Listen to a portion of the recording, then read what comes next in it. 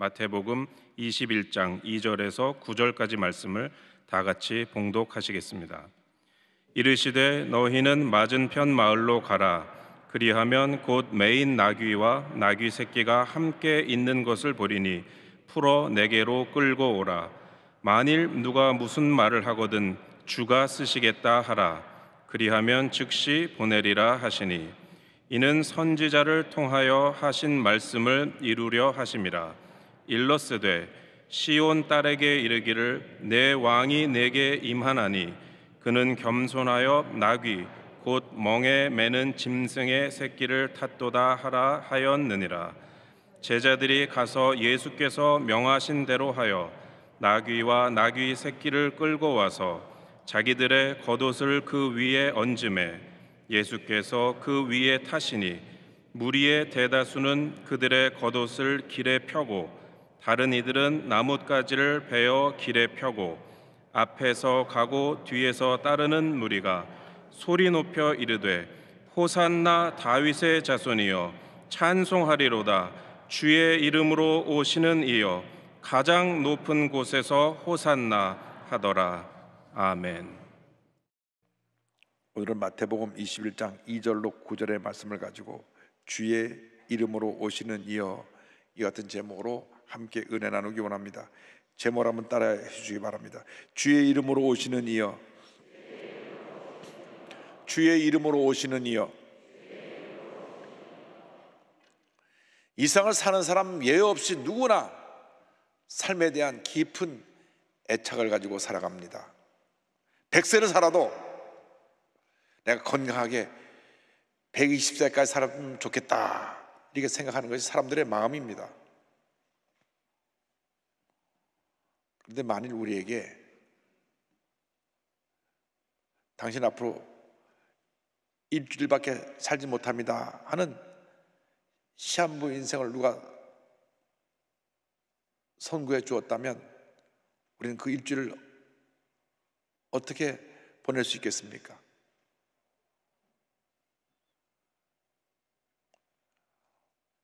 오늘은 2000년 전에 예수님께서 예루살렘에 입성하신 날입니다. 종려나무 가지를 흔들며 주님을 환영했기 때문에 종려주일이라고 부릅니다. 오늘로부터 예수님의 마지막 일주일이 시작됩니다.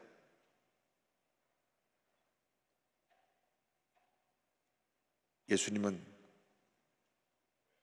우리의 죄를 짊어지고 십자가에 달려 돌아가시기 위해 예루살렘에 올라가신 것입니다. 우리가 그 주님의 고난을 깊이 묵상하면서 이 한 주간 뜻깊게 보내야 할 것입니다. 오늘 말씀 보니까 예수님께서 예루살렘에 입성하실 때 나귀 새끼를 타셨습니다. 먼저 나귀를 타신 예수님에 대해서 말씀을 드리기 원합니다. 마태복음 21장 2절과 3절입니다. 이르시되 너희는 맞은편 마을로 가라. 그리하면 곧 매인 나귀와 나귀 새끼가 함께 있는 것을 보리니 풀어 내게로 끌고 오라. 만일 누가 무슨 말을 하거든 주가 쓰시겠다 하라. 그리하면 즉시 보내리라 하시니. 만왕의 왕 만주의 주로 오신 예수님께서 예루살렘에 입성하실 때에 가장 겸손하신 모습으로 나귀 새끼를 타시고 입성하셨습니다. 옛날에 왕이나 전쟁에서 승리한 개선 장군이 성에 들어갈 때는 앞뒤로 호위군사가 따르고 고조대가 나팔을 불면서 위풍당당하게 온 백성들의 환호를 받으며 입성했던 것을 우리는 늘 영화나 기록을 통해서 잘 알고 있습니다. 그런데 만왕의 왕 되신 예수님께서 예루살렘에 입성하실 때 가장 겸손하신 모습으로 나귀 새끼를 타시고 뒤뚱거리는 그 나귀 새끼를 타시고 예루살렘에 입성하십니다. 예수님께서 나귀 새끼를 타고 입성하실 것은 주전 520년 스가랴 선지자가 이미 예언한 말씀입니다. 그러니까 예루살렘에 입성하시기 전 550년 전에 이미 기록을 통해서 이렇게 예언합니다. 스가랴 9장 9절입니다. 시온에 따라 크게 기뻐할지어다. 예루살렘에 따라 즐거이 부를지어다. 보라, 내 왕이 내게 임하시나니 그는 공의로우시며 구원을 베푸시며 겸손하여서 나귀를 타시나니 나귀의 작은 것 곧 나귀 새끼니라. 스가랴 선지자는 예수님이 겸손한 모습으로 나귀 새끼를 타고 입성하실 것을 예언했습니다. 그 예언대로 주님이 나귀 새끼를 타고 예루살렘에 입성하셨습니다. 예수님은 하늘 보좌를 버리시고 한평생 이 땅에 오셔서 가장 낮은 모습으로 겸손하게 그 맡겨진 모든 사명을 감당하셨고, 제자들에게 마지막으로 가르쳐 주신 것도 겸손의 도리인 것입니다. 제자들이 내일이면 예수님 십자가 달려 돌아가실 텐데 그것도 모르고 자리 다툼을 하고 있었습니다. 그래서 마지막 만찬 자리에서 예수님이 세숫대를 가져다가 수건을 허리에 동이시고 저들의 발을 씻기신 것입니다. 요한복음 13장 5절입니다. 이에 대야에 물을 떠서 제자들의 발을 씻으시고 그 두르신 수건으로 닦기를 시작하여 14절 15절입니다. 내가 주와 또는 선생이 되어 너희 발을 씻었으니 너희도 서로 발을 씻어주는 것이 옳으니라. 내가 너희에게 행한 것 같이 너희도 행하게 하려 하여 본을 보였노라. 겸손과 섬김의 삶은 하나님의 가장 기뻐하시는 모습입니다. 3년 반 동안 예수님을 따라다녔던 제자들이 그 주님의 가르침을 제대로 깨닫지도 못하고 또 그렇게 살지도 못했습니다. 자리다툼을 했습니다. 그래서 예수님께서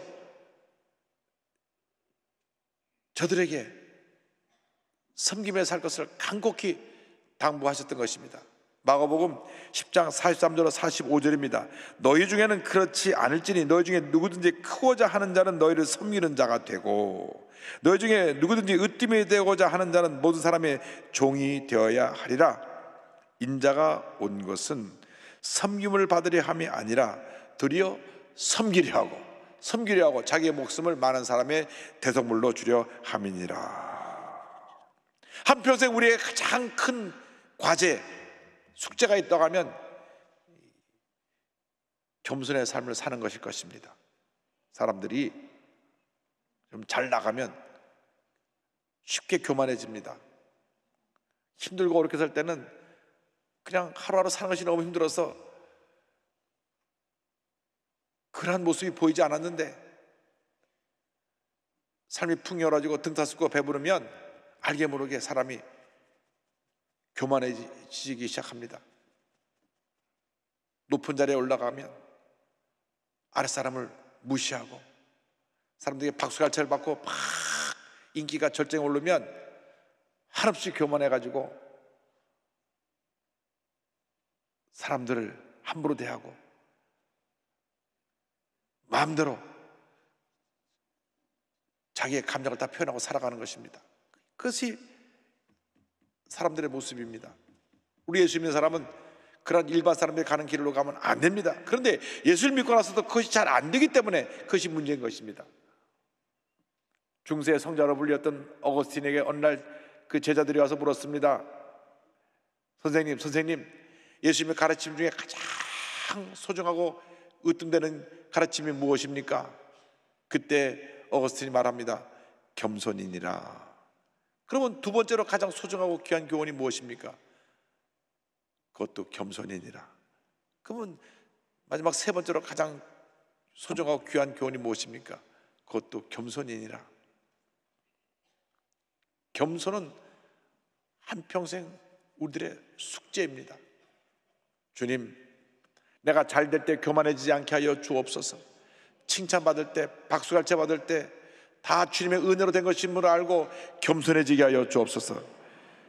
겸손해질 때 하나님이 우리에게 복을 내려주시는 것입니다. 둘째로 나귀 새끼를 타고 돌아오신 예수님을 환호하는 백성들의 모습에 대해서 함께 생각해 보기 원합니다. 백성들은 예수님이 저들을 로마의 앞에서 건져줄 그러한 심판주 메시아로 생각해서 열렬히 환영을 했습니다. 마태복음 21장 8절입니다. 무리의 대다수는 그들의 겉옷을 길에 펴고 다른 이들은 나뭇가지를 베어 길에 펴고, 저들이 존경과 사랑의 모습으로 그 겉옷을 펴서 그 앞에 깔았습니다. 나뭇가지를 깔고 또 흔들었습니다. 그리고 외쳤습니다. 9절입니다. 앞에서 가고 뒤에서 따르는 무리가 소리 높여 이르되 호산나 다윗의 자손이여 찬송하리로다. 주의 이름으로 오시는 이여 가장 높은 곳에서 호산나 하더라. 호산나를 외쳤습니다. 주여 우리를 구원하소서. 호산나 호산나 다윗의 자손이여 메시아시여 메시아시여 우리를 구원하소서. 우리를 이 로마의 압제에서 구원해 주옵소서. 저들이 외쳤던 것입니다. 예수님만이 우리 구원자가 되시고 예수님만이 우리의 구세주가 되십니다. 이 세상 누구도 우리를 죄 가운데서 구원해 줄 사람이 없습니다. 오직 예수님만이 길이요 진리요 생명이 되시는 것입니다. 그런데 구약 성경을 보면 장차올 메시아의 모습을 두 가지로 표현하고 있습니다. 이사야 53장을 보면 고난받는 종으로서 오실 메시아, 또 다른 여러 곳을 보면 심판주로 와서 모든 악을 멸하시고 이스라엘 백성을 구원할 그런 메시아로 예언되어 있습니다.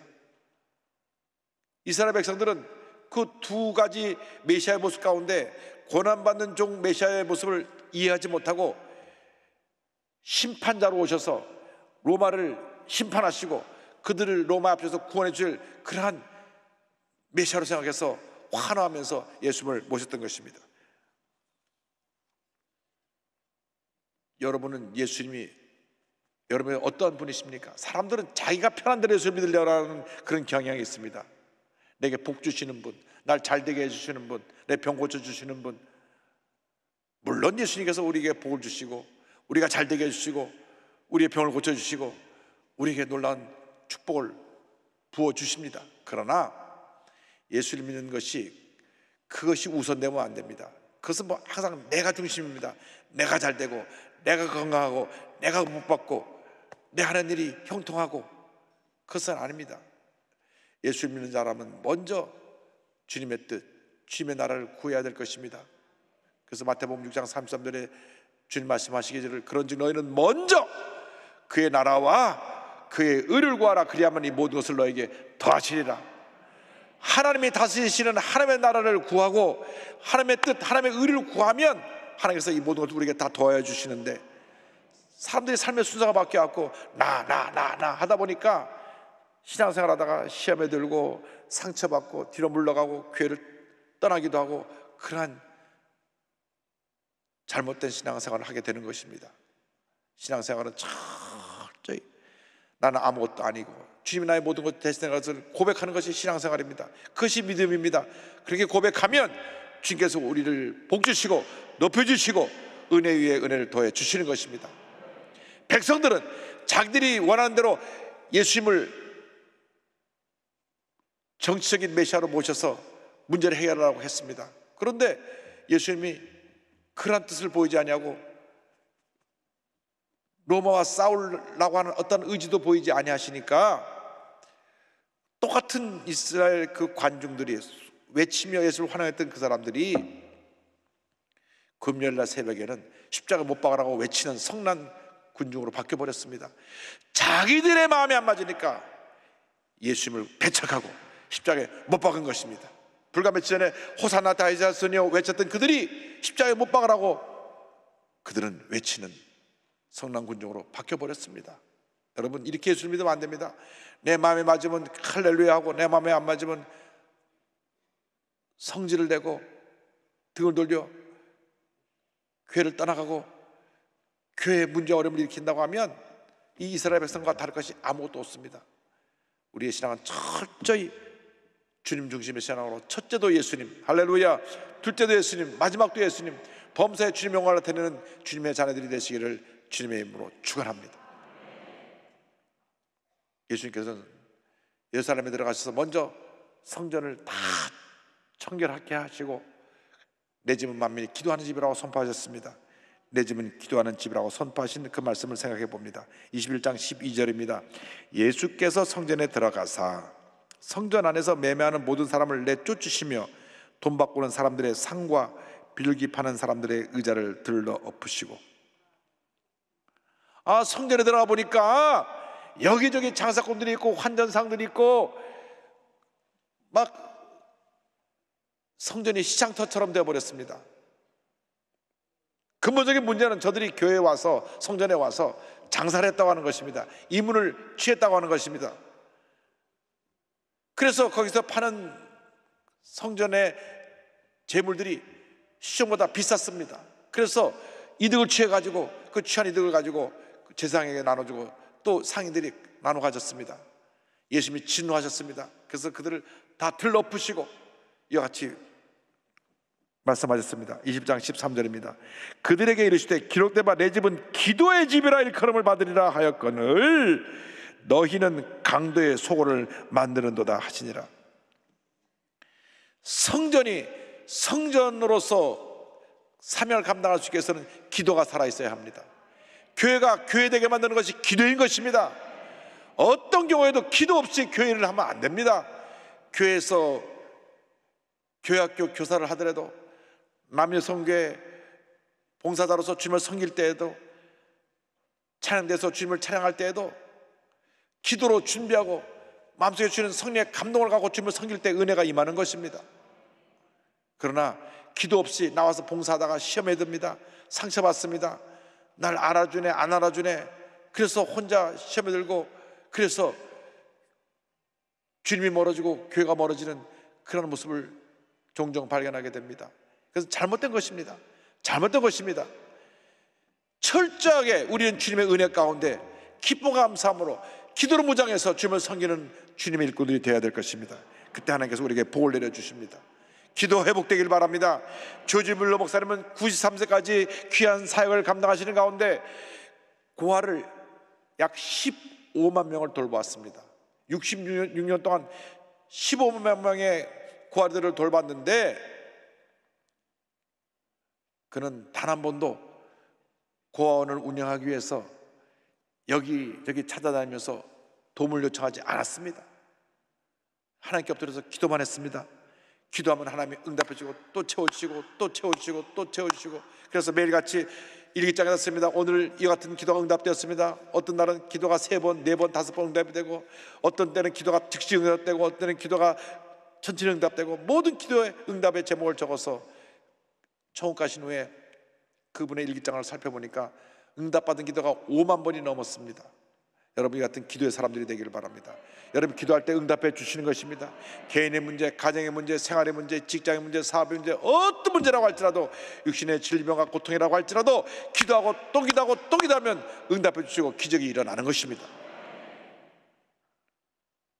우리에게 오살레 기도원이 있어서 우리가 힘들고 어려울 때 기도원에 가서 기도하면 하나님이 새 힘을 주십니다. 어려움 만났을 때 우리가 호소할 때가 어디 있습니까? 우리 주님밖에 없습니다. 사람을 100번 찾아봐야 사람에게서 응답했다고 오지 않습니다. 누군 얘기 들어주겠죠. 안 됐네, 그 정도겠죠. 그러나 우리의 기도를 들으시고 응답해 주실 분은 우리 주님 한 분밖에 없습니다. 할렐루야. 우리 한국의 새벽기도 전통은 1907년 평양 대부흥운동으로부터 시작된 것입니다. 이 놀라운 부흥운동의 열매로 새벽기도 운동이 시작됐습니다. 그때로부터 모든 한국교회가 새벽기도를 드립니다. 물론 성경을 보면 예수님이 새벽기도를 먼저 시작하셨지만은 전 세계에 새벽기도 전통을 가진 나라는 우리 대한민국밖에 없습니다. 이 대한민국의 새벽기도가 한국을 살리고 교회를 부흥시키고 세계를 주의 사랑으로 변화시키는 놀라운 축복을 가져온 것입니다. 오늘날 새벽기도의 열기가 알게 모르게 식어지고 우리의 기도의 소리가 점점 작아져서 이렇게 많은 문제와 어려움을 우리가 안고 있습니다.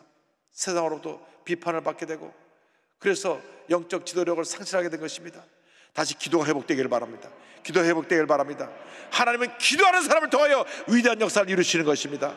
사무엘 선지자가 기도할 때 하나님께서 이스라엘 백성을 지켜주시고 블레셋 군사를 심판하시고 이스라엘을 복주셨습니다. 한 사람의 기도가 이렇게 나라를 살렸는데, 여러분 모두가 기도할 때 가정에 살고 사회가 살고 대한민국에 살고 북한이 변화되고 하나님의 큰 역사가 나타나게 될 것입니다. 여러분 모두가 기도의 사람들이 되기를 바랍니다. 기도하고 또 기도하고 또 기도하고 또 기도하면 반드시 좋은 일이 일어나게 되는 것입니다. 예수님께서 성전을 청결케 하신 후에 예수님께 나오는 모든 병자를 고치셨습니다. 교회가 기도가 회복되면 치유의 역사가 강물처럼 흘러나게 되는 것입니다. 마태복음 21장 14절입니다. 맹인과 전원자들이 성전에서 예수께 나오매 고쳐주시니. 교회는 영적인 병원입니다. 그래서 주 앞에 나오는 사람들이 예수님을 통하여 영적인 맹인된 자들이 눈을 뜨게 되고, 육신의 병을 가진 사람이 병을 고침받게 되고, 마음의 병을 가진 사람이 병을 고침받게 되는 놀라운 은혜가 임하게 되는 것입니다. 많은 사람들이 마음의 병을 앓고 있습니다. 우울증이 병이 돼서 극단적인 선택을 하는 사람도 생겨나고, 조현병으로 칼을 휘둘러 자기 어머니를 죽이기도 하고, 끔찍한 일들이 일어나고 있습니다. 우리 예수 믿는 사람들이 그들에게 복음을 전했더라면 예수의 사랑이 그들을 변화시켜서 그러한 끔찍한 일들을 벌이지 않았을 터인데, 너무나 우리가 이 일을 안타깝게 여겨야 됩니다. 회개해야 됩니다. 지금이야말로 모든 교회가 일어날 때입니다. 기도하고 나서 예수의 사랑의 복음을 전해서 사람들을 변화시키고 치료하고 회복케 하는 그런 은혜가 임하여야 할 것입니다. 여러분들이 작은 예수가 돼서 가는 곳마다 예수의 사랑을 전하면, 겸손히 저들을 섬기면 위대한 하나님의 역사가 여러분을 통해서 온 한국을 변화시키고 세계를 변화시키는 놀라운 은혜로 다가오게 되는 것입니다. 한국 교회 역사 가운데 가장 우리가 기억되어질 만한 겸손의 종 조덕삼 장로님 그리고 이자익 목사님 이야기를 소개하기 원합니다. 이자익 목사님은 경남 남해군 한 섬에서 태어났습니다. 6살 때 부모님을 여의고 친척집을 전전하다가 너무 배가 고파서 전국을 떠돌아다니다가 17살 때 전북 김제의 큰 부자인 이 조덕삼 갑부의 집에 문을 두들겨 이 집에서 머슴이 됩니다. 제가 배고프고 갈 데가 없는데 저를 거둬주시면 제가 열심히 일하겠습니다. 첫눈에 이 사람이 앞으로 큰일 할 사람이라고 하는 것을 눈여겨보았던 조덕삼 선생이 그를 자기 집에 머슴으로 들였습니다. 그런데 이 조덕삼 이 갑부는 그 일대 큰 부자인데, 마방이라고 그 모든 마차나 이 말들이 가는 길목에서 그들이 쉬었다 가는 그러한 장소를 제공한 그런 집이었습니다. 그런데 그곳에 하루는 선교사님이 오셨습니다. 루이스 스테이트 선교사님이 와서 머물게 되었는데, 선교사님 말씀 듣고 은혜를 받았어요. 그래서 사랑채를 내주면서 여기서 마음껏 말씀을 전하십시오. 그래서 본인과 본인 가족 머슴 이자익이 그 앞에 가서 예수 믿고 은혜 받고 같이 세례를 받았습니다. 점점 믿는 사람이 늘어나게 되니까 이 조덕삼 갑부가 자기 재산을 내놓아서 그곳에 금산교회를 세웁니다. 큰 교회가 섰습니다. 그리고 이 주인 조덕삼과 머슴 이자익은 둘 다 그 교회의 영수가 됩니다. 영수라고 하는 것은 지금 우리나라 교회 제도에는 없지만 그 당시 이 장로교회에서 장로님 되기 전에 교회의 모든 살림을 보고 일하는 그런 직분자로 영수란 직분을 두었는데, 요즘 말하면 안수집사님격 기대기도 하고, 또 목사님이 안 계실 때는 설교도 했으니까 또 전사 역할도 했습니다. 그러니까 안수집사요 전사 같은 그 역할을 하는 영수가 됐는데, 두 분이 다 영수가 돼서 열심히 교회를 섬깁니다. 선교사님이 때때로 이제 외부에 설교하러 가시면 이 영수들이 설교를 했는데, 이 머슴 이자익이 젊고 설교를 잘해서 자주 설교를 했습니다. 그런데 1908년에 그 교회에 장로님을 선출하게 됩니다. 장로를 선출하는데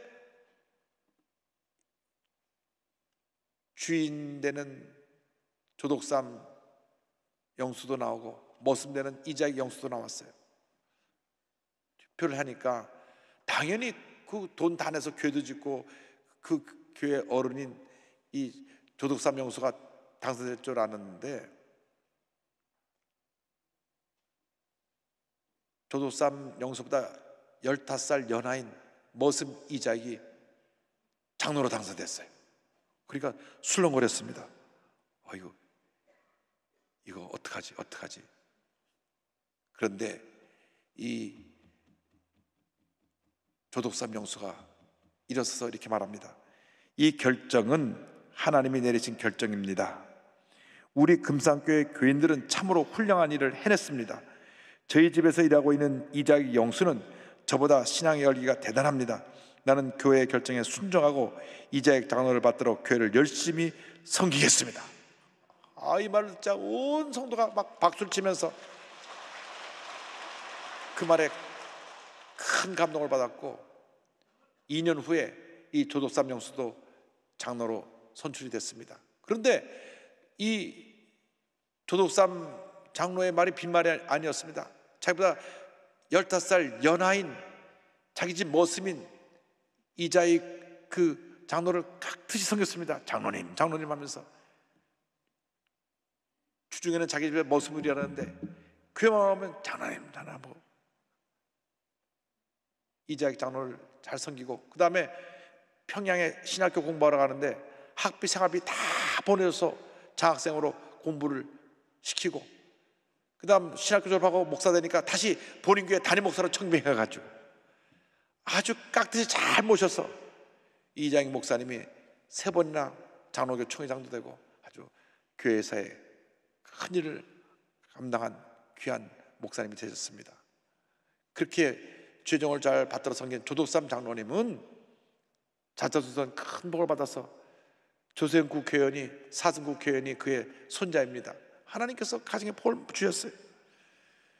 여러분, 겸손은 은혜로 되어지는 것이, 저절로 되어지는 것이 아닙니다. 여러분이 아무리 겸손해라 해도 여러분 스스로 변화되지 않으면 겸손이 임하지 않는 것입니다. 오늘 여러분에게 이 겸손의 영이 임하게 되기를 바랍니다. 예수님을 뜨겁게 사랑하고 예수님을 사랑하는 그 사랑으로 겸손과 온유를 옷 입고 섬길 때에 하나님의 큰 은혜와 축복이 여러분 모두에게 임하게 될 것입니다. 기도드립니다.